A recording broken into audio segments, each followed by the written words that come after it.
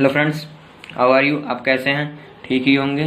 Welcome to group study classes, class 10th chemistry, chapter first chemical equation, chemical reaction and equation. मैं आपके लिए part 2 के लाया हूं, तो please subscribe my YouTube channel and like my videos and share comments please, और bell icon को press कर दीजिए प्लीज़। मैं पहले पार्ट में आपको बताया था कि टाइप्स ऑफ रिएक्शन के पहले बताया था क्या क्या टॉपिक्स है, और टाइप्स ऑफ रिएक्शन जो है मेन टॉपिक्स है पूरे चैप्टर में, जो मैं आपको बताने वाला हूँ पार्ट 2 में। और आज भी हमारे ग्रुप स्टडी में एक फैक्ट जो मैं आप लोग के लिए लाया हूँ, काफ़ी अच्छा फैक्ट है। आप सुनकर उससे कुछ ज्ञान प्राप्त होगा, आपको नॉलेज अचीव करेंगे। तो मैं स्टार्ट करता हूँ।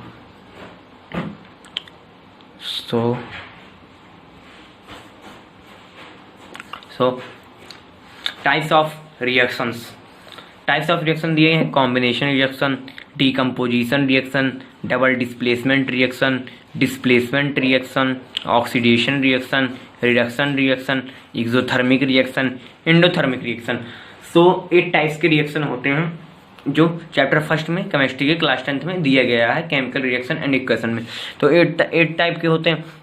तो अब मैं बात कर लेता हूँ। सबसे पहले मैं सबकी डिफिनीशन और एग्जांपल देकर आपको समझा दूंगा कि combination reaction, decomposition, double displace, oxy और रिडक्स, एक्सो, एंडोथर्मिक रिएक्शन होता क्या है। ठीक है, तो सबसे पहले मैं आप लोग को बताता हूँ कि कॉम्बिनेशन रिएक्शन क्या होते हैं। Combination reaction: the reaction in which 2 or more substance like element or compound combine to form a single product are called। तो मैं आपको बताता हूँ, the reaction in which 2 or more substance, एक ऐसा रिएक्शन है जिसमें 2 or more सब्सटेंस, 2 और 2 से अधिक सब्सटेंस, लाइक एलिमेंट और compound, form combine to form, दोनों एक साथ में कंबाइन होंगे और फॉर्म होंगे और सिंगल प्रोडक्ट का फॉर्मेशन करेंगे। ठीक है, तो उसी को ही कॉम्बिनेशन रिएक्शन कहते हैं। उसी को ही कॉम्बिनेशन रिएक्शन कहते हैं। अब इसके बाद है डीकम्पोजिशन रिएक्शन।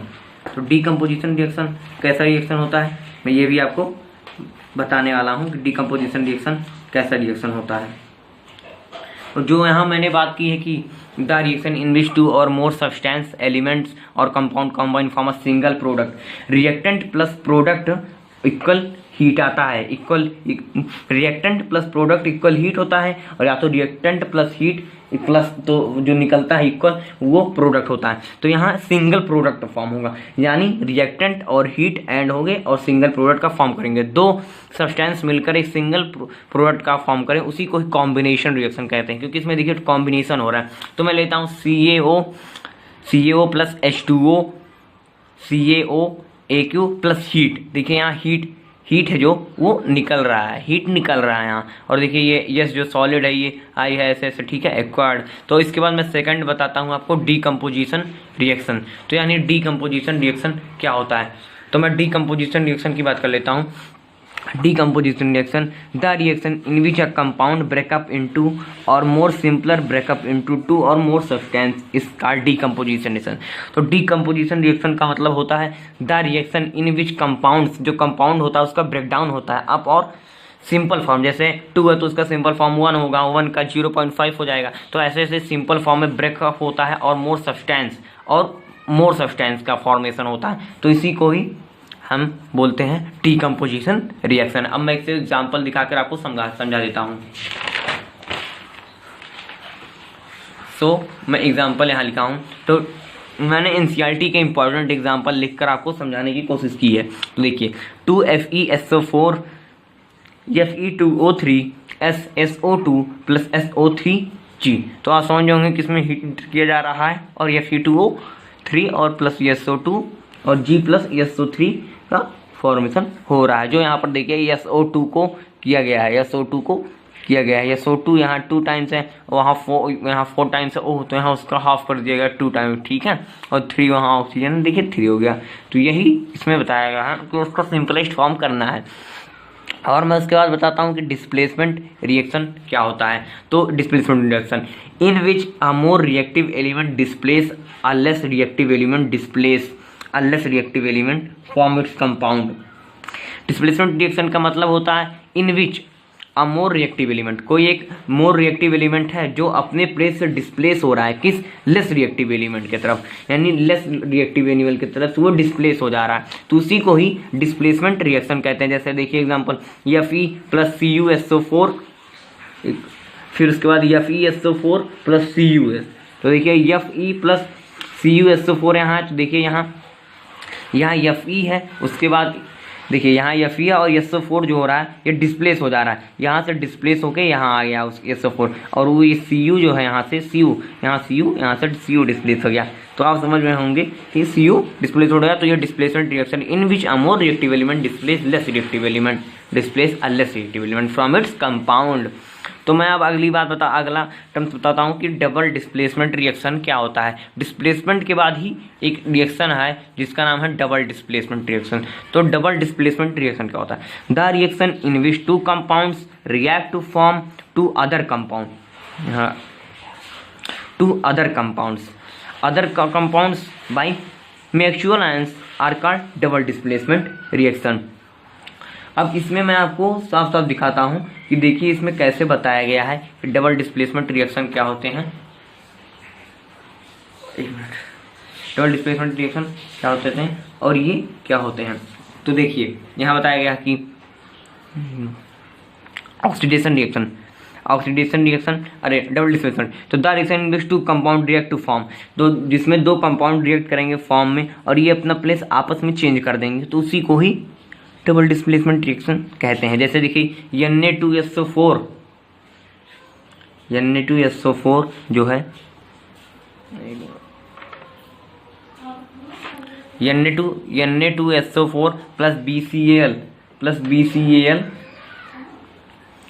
BCAL, फिर उसका देखिए फिर Ba यहाँ से अपना डिस्प्लेस कर दिया है, SO4 की तरफ आ गया और Na2 यहाँ 2NaCl हो गया है। तो फिर उसके बाद मैं ऑक्सीडेशन रिएक्शन की बात करता हूँ कि ऑक्सीडेशन रिएक्शन क्या होता है। Oxidation reaction the apparent charge on individual element को ही ऑक्सीडेशन रिएक्शन कहते हैं। जैसे देखिए कोई भी अपीरेंट चार्ज अलग से चार्ज ऑन इंडिविजुअल एलिमेंट पर लग रहा है तो उसी को ही हम ऑक्सीडेशन रिएक्शन कहते हैं। जैसे देखिए 2Mg plus O2, 2Mg plus O2, फिर उधर 2Mg, फिर वहाँ ऊपर 2 और प्लस लगाया, इसको जहाँ स्क्वायर होता है वहाँ देखिए लग गया, तो उसके बाद O2 भी हो गया, तो इसी को ही ऑक्सीडेशन रिएक्शन कहते हैं। ठीक है, तो आपको बात समझ में आई होगी, आई होप। उसके बाद मैं बात करता हूँ कि वो क्या नाम है रिडक्शन रिएक्शन क्या होता है। तो रिडक्शन रिएक्शन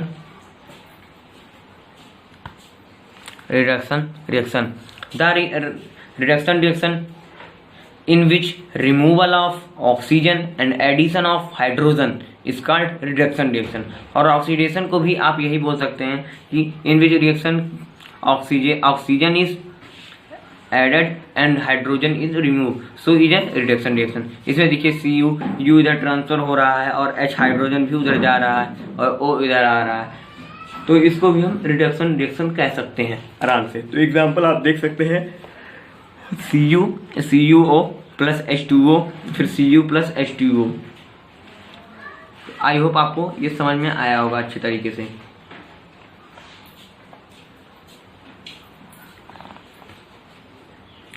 तो फिर अब मैं अगला चलता हूं, एंडोथर्मिक रिएक्शन। सेवंथ है endothermic reaction. The reaction in which energy is required absorb is known as endothermic reaction. जिसमें एनर्जी इंटर हो, यानी एनर्जी अब्जॉर्ब हो, एनर्जी को टेक किया जाए, रिक्वायर्ड हो, एनर्जी की जरूरत हो, उसी को ही एंडोथर्मिक रिएक्शन कहते हैं। जैसे देखिए क्या गया, the reaction in which energy is required absorb receive take is known as endothermic reaction. जैसे देखिए इसमें CH4 प्लस O2, तो CO2 प्लस 2H2O हो गया है, 2H2 हो गया है। तो देखिए यहाँ हाइड्रोजन की जो था और उसका 2 इंटू में 2 डिवाइड कर दिया गया है, और यहाँ भी ऑक्सीजन का डिवाइड कर दिया गया। यहाँ CH4 को CO2 उधर कर दिया गया और प्लस 2H2O कर दिया गया है। तो आई होप आपको समझ में आएगा कि इसको क्या कर दिया गया है। फिर उसके बाद मैं बात करता हूँ एंडोथर्मिक रिएक्शन की। तो एंडोथर्मिक रिएक्शन क्या होता है? Endothermic reaction the reaction in which energy required absorbed is known as endothermic reaction.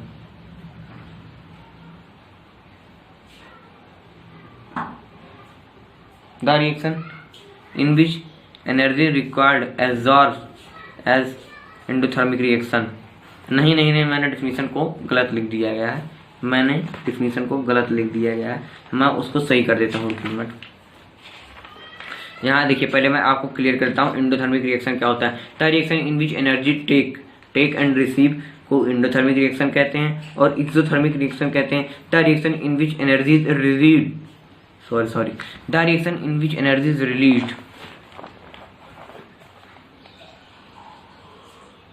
The reaction in which energy is released इसको हम एंडोथर्मिक रिएक्शन कहते हैं। एक्सोथर्मिक रिएक्शन जिसमें एनर्जी जो है वो रिलीज हो रही है, एनर्जी की जरूरत नहीं है, उसी को हम एंडोथर्मिक और थर्मिक रिएक्शन कहते हैं, उसी को हम थर्मिक रिएक्शन कहते हैं।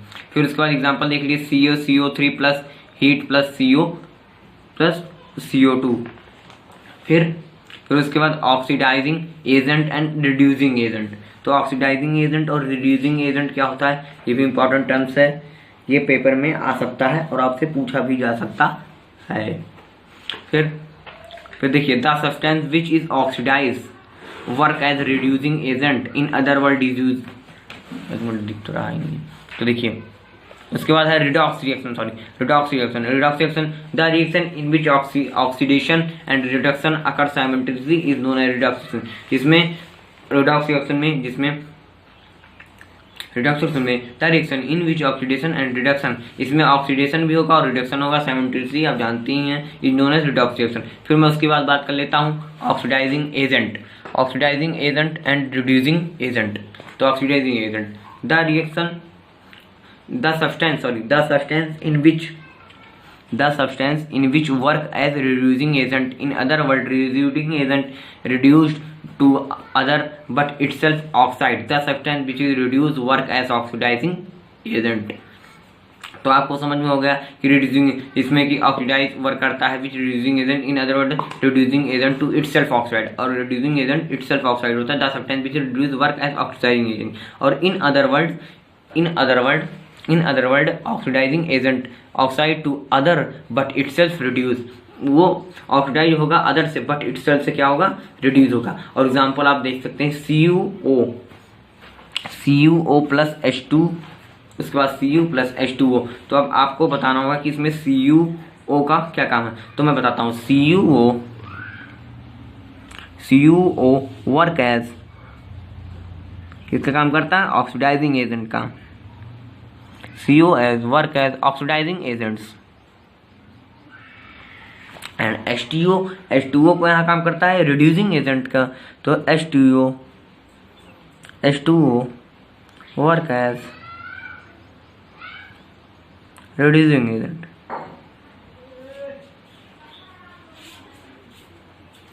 Reducing agent. सो मैं अपने नेक्स्ट टॉपिक्स पे आता हूँ। आई होप कि आपको ये अच्छे तरीके से समझ में आया होगा। कोरोजन, तो ये कोरोजन है, तो आपको कोरोजन पता ही होगा कि जंग लगना, decaying of metals in the presence of air moisture is known as.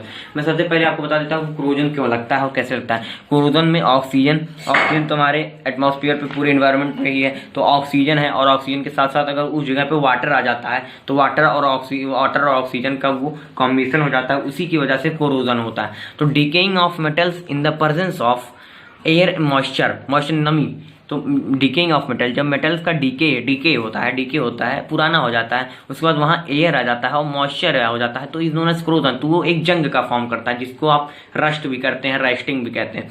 तो मैं आपको बताता हूँ, the surface of some metals such as Fe, Aq, Cu etcetera. मैंने बोला था कि आप ये टेबल याद कर लीजिए, मैं ऐसे ही बोलूँगा, आपको समझ लेना है। Cooled by oxygen of air in the presence of water for a long period of time, this phenomena is known as cold। तो ये जैसे द सर्फेस ऑफ मेटल, ऐसे मेटल की बात की जाए तो वो कोल्ड है बाई ऑक्सीजन से और air in the presence of water, और वाटर वहाँ प्रेजेंस है, फॉर अ लॉन्ग, कुछ दिनों, बहुत सालों तक, लॉन्ग पीरियड यानी बहुत दिनों तक। This phenomena is known as corrosion, बहुत दिनों तक रखा गया है। अभी आपकी पुरानी साइकिल स्टोर रूम में बहुत दिन तक रखी तो उसके रिम पे, जो टायर के ऊपर वाला व्हाइट कलर का रिम होता है, तो उस पर देखिए जंग लग जाता है। एक साधारण एग्जाम्पल है, उस पर जंग लगाता है। ये बहुत ही चीज़ ऐसे रखे हैं जो बहुत दिनों तक रखा जाता है, बाद में निकाला जाता है, जंग लग जाता है, इसीलिए हम उसको पेंट करते हैं। पेंट करने से हमें क्या कहते हैं, हमें पेंट करने से कोरोजन नहीं होता और रस्ट नहीं होता, इसीलिए हम अब सब चीज़ को पेंट कर देते हैं। पेंट करने से उस पर वो हो जाते हैं, क्या नाम है, एक कवर लेयर स्ट्रक्चर फॉर्म हो जाता है, जिससे वो मॉइस्चर नहीं होता और एयर भी वहाँ नहीं पहुँचती, तो इसीलिए पेंट कर दिए जाते हैं। साइकिल भी देखिए पेंट ही हो रही है, बहुत ग्रीस लगा देते हैं। ग्रीस भी एक जंग से लड़ने का काम करता है। तो मैं अब example of rusting of iron, तो आयरन सबसे मेन एग्जांपल है कि जो डीके मेटल हो जाता है। तो during the corrosion iron metals is oxide by oxygen air in the presence of water to form hydrated ferric oxide is known as rust। तो मैंने आपको बताया कि ड्यूरिंग द कोरोजन के समय में आयरन मेटल जो होता है उस पर ऑक्सीडाइज होता है बाई ऑक्सीजन और एयर का ऑक्सीडाइज होता है इन द प्रेजेंस ऑफ वाटर, और वाटर की मौजूदगी में। तो टू फॉर्म फेरिक ऑक्साइड, तो फेरिक ऑक्साइड जो फॉर्म होता है तो उसी को ही रस्ट कहते हैं, जंग कहते हैं। तो एग्जांपल लिख लिए 4Fe plus 3O plus 3O2 plus NH2O, फिर 2Fe, फिर 2O3, फिर उसके बाद NH2O कोरोजन को फॉर्म कर दिया। फिर उसके बाद मैं आपको बताता हूँ रेंसिडिटी। तो रेंसिडिटी क्या होता है? तो rancidity is the process of slow oxidation of oils and fats present in food material resulting in the production of bad aroma or smell and taste in them. This is known as rancidity। तो rancidity मैं बताता हूँ, rancidity एक slow process है। Rancidity is the process of slow oxidation, यहाँ oxidation का process शुरू होता है ऑफ ऑयल एंड फैट और प्रेजेंट इन फूड, जो ऑयल और फैट हमारा फूड में प्रेजेंट होता है, material resulting in production of bad, और उसके बाद उसमें से स्मेल आ जाने लगते हैं कुछ दिनों के बाद, एंड टेस्ट भी उसका बदल जाता है और ऑर्डर जैसे स्मेल आता है, तो उसी को ही रेंसिडिटी कहते हैं। आई होप आपको रेंसिडिटी समझ में आया होगा। उसके बाद फिर मेथड ऑफ प्रिवेंट रेंसिडिटी। तो मेथड ऑफ प्रिवेंट रेंसिडिटी, फिर लास्ट टॉपिक है refrigeration of cooked food at low temperature, packing of food material in air tight container by adding dinitrogen. It is non reactive in nature by adding antioxidation BHA। तो method of preventing का होता है refrigeration of cooked food at low temperature, packing of food material in air tight by adding dihydrogen. It is non reactive to nature by adding antioxidant. फिर उसके बाद इसमें देखिए packing, it is a non reactive nature, और nature में reactive नहीं होता, और जो हमारे कुरकुरे या चिप्स में ऊपर से नाइट्रोजन भरा रहता है, तो उसी को रेंसिडिटी से बचाने के लिए नाइट्रोजन भरा रहता है। फिर BHT ब्यूटिलेटेड हाइड्रोटॉक्सिन और BH ब्यूटिलेटेड हाइड्रो एनिसोल्स है। फिर मैं आपको बताता हूँ ग्रुप स्टडी फैक्ट्स क्या है। ग्रुप स्टडी फैक्ट्स ये है कि दवा लेने के बाद अंगूर खाने से आपकी मौत हो सकती है। तो please subscribe my YouTube channel and thank for watching my video.